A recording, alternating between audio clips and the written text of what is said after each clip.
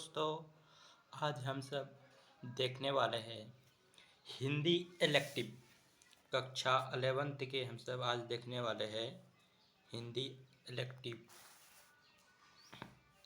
तो शुरू करते हैं। शुरू से जिस तरह हम सब शुरू करते हैं उसी तरह आज भी हम सब शुरू करते हैं। ओरिजिनल क्वेश्चन पेपर हम सब देख रहे हैं झारखंड बोर्ड का, JAC झारखंड बोर्ड का ओरिजिनल क्वेश्चन पेपर हम सब देखने जा रहे हैं 2024 का PYQ हिंदी इलेक्टिव। जो भी बच्चों का हिंदी इलेक्टिव में लिए, देखिए आप सबको बता देते हैं, दो तरह का है, हिंदी कोर है और हिंदी इलेक्टिव है। एक कोर है, एक हिंदी कोर है और दूसरा इलेक्टिव है, और दूसरा है HNB। उर्दू वाला बच्चों का होता है HNB अर्थात हिंदी भी। तो हम सब देखने रहे हैं ऐच्छिक, जिसे ऐच्छिक कहते हैं, हिंदी इलेक्टिव को ऐच्छिक, हिंदी ऐच्छिक। तो हम सब आज देखने वाले हैं ओरिजिनल क्वेश्चन पेपर 2024 का। ओरिजिनल क्वेश्चन पेपर देखने जा रहे हैं हम सब 2024 का। तो देर ना करते हुए हम सब फटाफट अगले क्वेश्चन की ओर बढ़ते हैं। देखिए सबसे पहले इसमें गद्यांश दिया है। आप सबको पहले बता देते हैं, अगर इस चैनल से पहली बार जुड़े हैं तो लाइक सब्सक्राइब फटाफट कर लीजिए और हम सब क्वेश्चन की ओर बढ़ते हैं। देखिए हम सब गद्यांश नहीं पढ़ेंगे वरना बड़ा वीडियो हो जाएगा, इसलिए इसे गद्यांश को हम सब छोड़ देते हैं। आप इस गद्यांश को पढ़ते रहेंगे, ठीक है। इस सब गद्यांश को आप सब पढ़ते रहेंगे। ये रहा गद्यांश, पढ़ेंगे आप सब गद्यांश। हम गद्यांश नहीं, डायरेक्ट क्वेश्चन की ओर हम सब बढ़ते हैं, गद्यांश नहीं पढ़ते हैं हम सब। तो पहला क्वेश्चन है वाणी और कर्म। वाणी और कर्म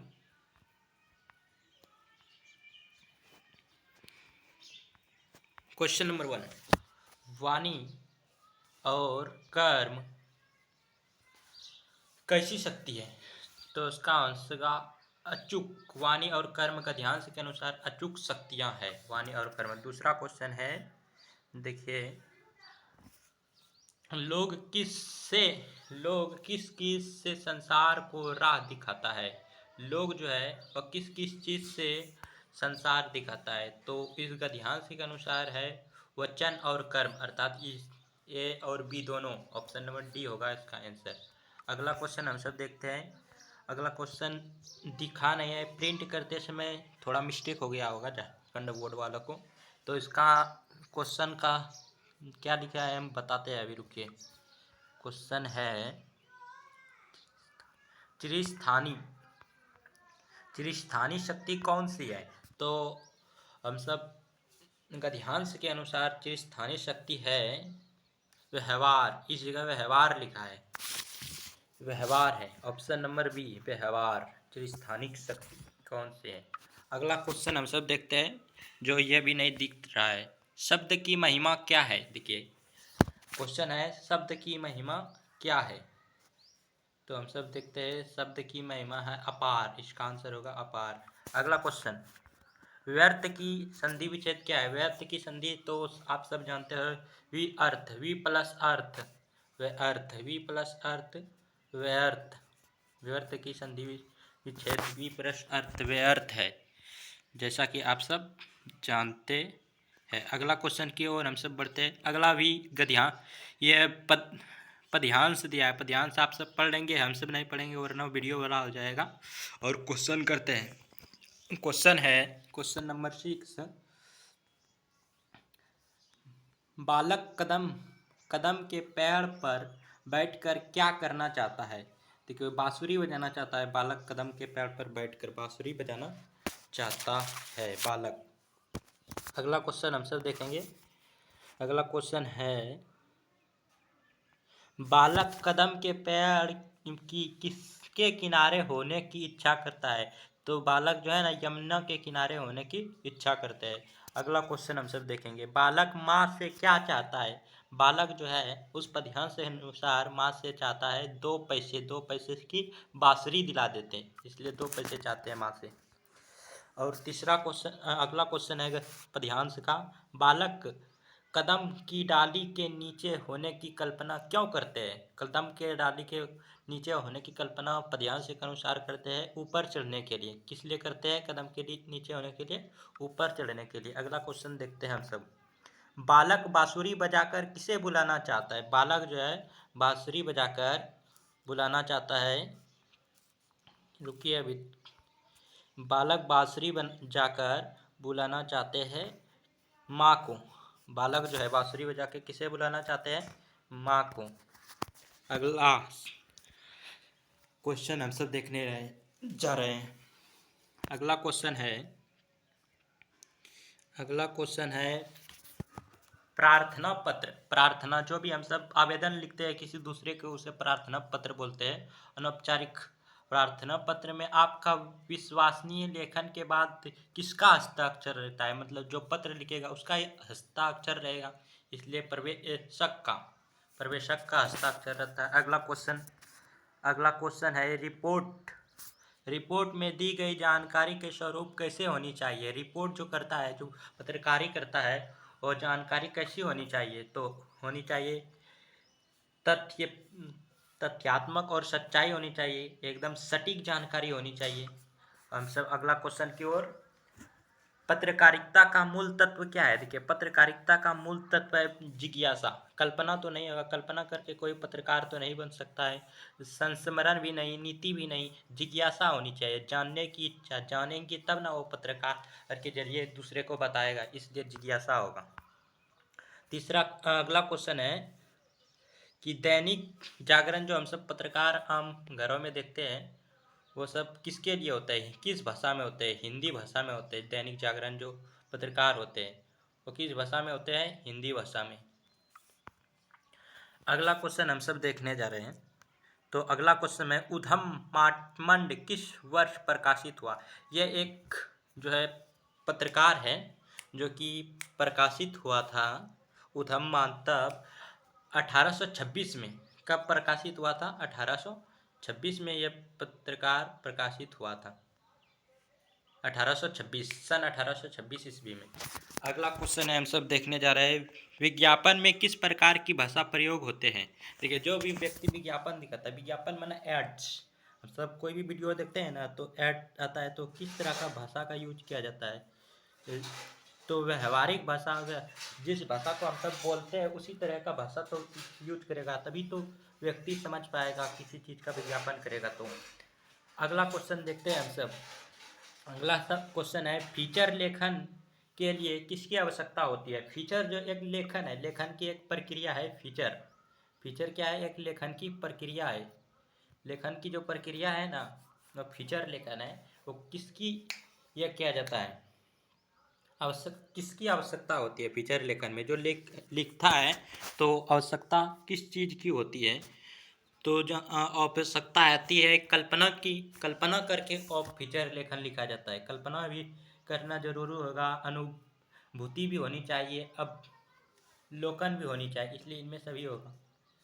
अगला क्वेश्चन है फीचर में तथ्यों की प्रस्तुति का ढंग होता है। फीचर जो है जो तथ्य का प्रस्तुति करता है तो किस लिए करता है? मनोरंजन के उद्देश्य से वो फीचर लेखन करता है। मनोरंजन के उद्देश्य से फीचर लेखन किस उद्देश्य से करता है? मनोरंजन के उद्देश्य से।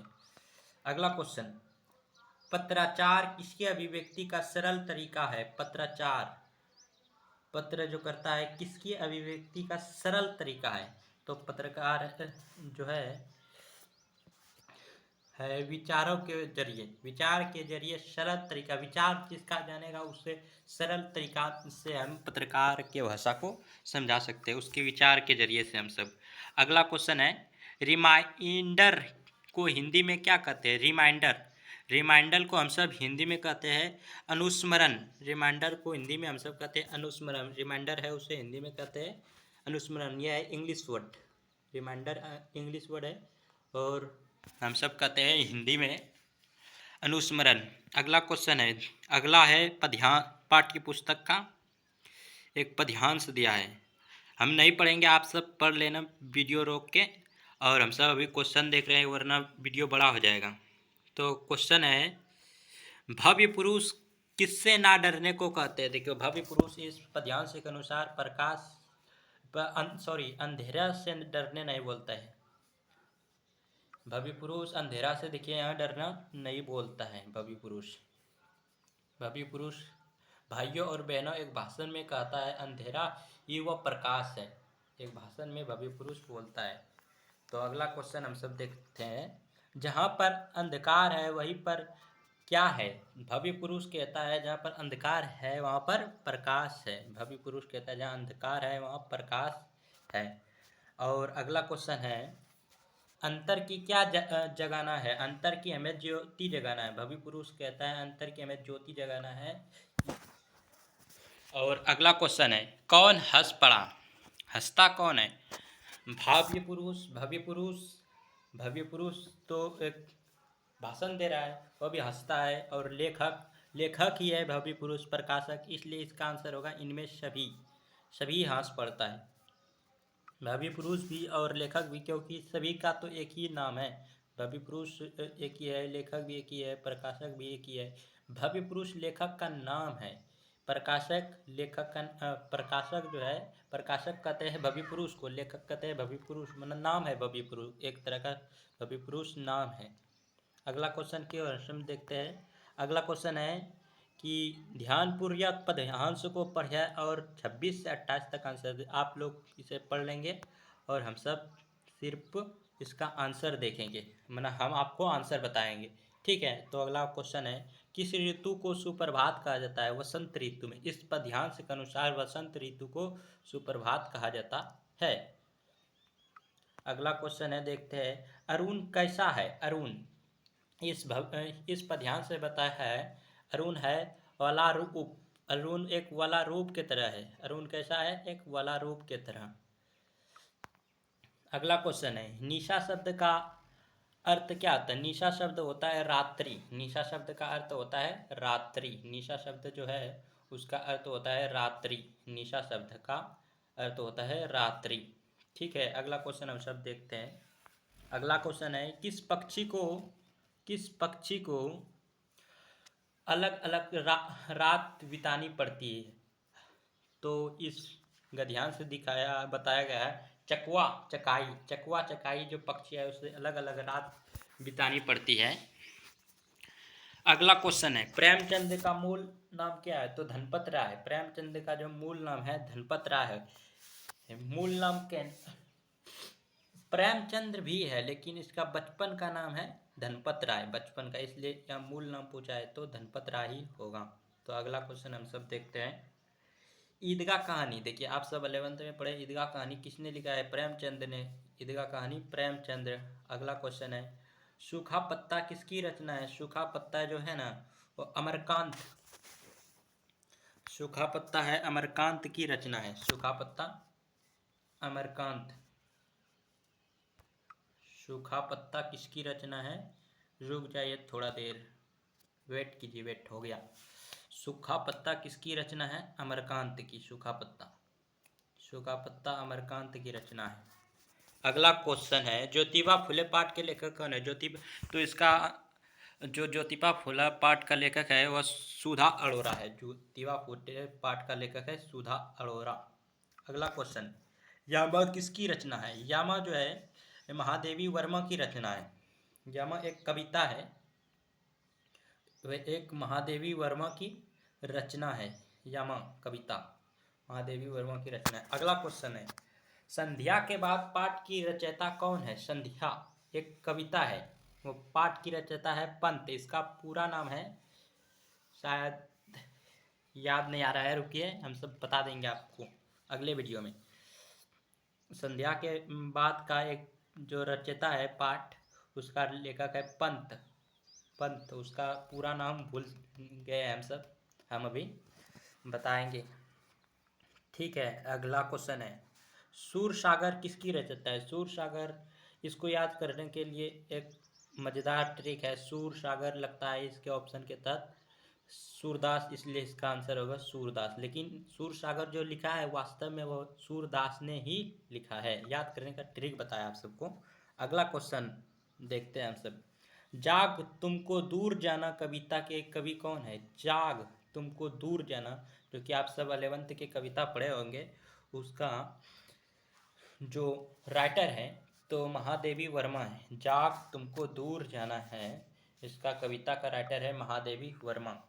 और हुसैन की कहानी अपनी जवानी, हुसैन की कहानी अपनी जवानी पाठ के लेखन है मकबूल फिदा हुसैन। इसी ने लिखा है अपना कवि कहानी, हुसैन की कहानी अपनी जवानी, मकबूल फिदा हुसैन इसका राइटर है।